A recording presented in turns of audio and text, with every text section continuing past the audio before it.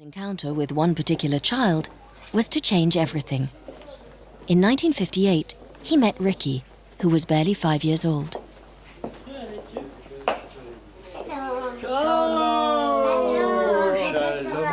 Shalom lecha, tov lirot אותך. Ladies first, guests first, thanks. At the time, Ricky's parents were worried because their child was not growing. Zvi Laron thought he could provide a solution, as his laboratory produced synthetic growth hormone.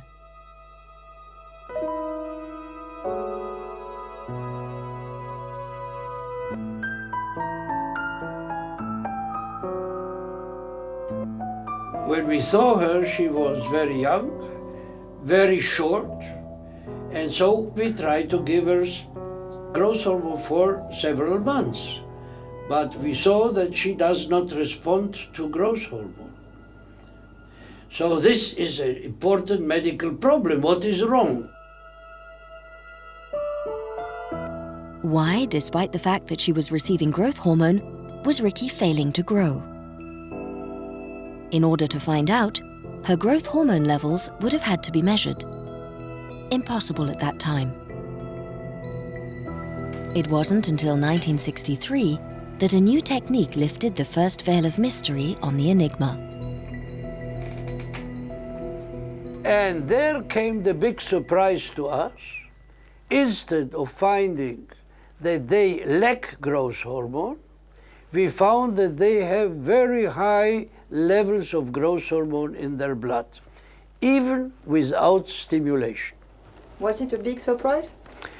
The surprise is, if they are dwarfed and have too much growth hormone, this does not fit. This disconcerting result seemed to call into question the entire scientific understanding of the mechanisms of growth. Growth hormones are produced by the pituitary gland, which is situated at the base of the brain.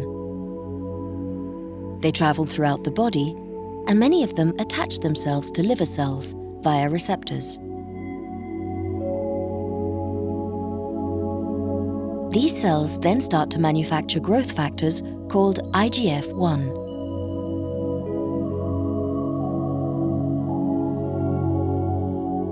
By traveling in the blood, they stimulate the body to develop, promoting bone and muscle growth and decreasing body fat. Most cases of growth deficiency are caused by a lack of growth hormone. But apparently not in the case of Laron patients. Why?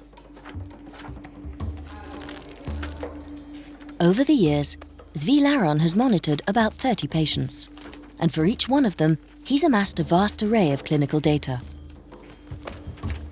Because the majority of his subjects come from blood-related families, Dr. Laron suspected a genetic anomaly. But how to prove it? Once again, he would have to wait until technology had made enough progress to join the pieces of the puzzle. From the beginning, we discovered the disease in '58.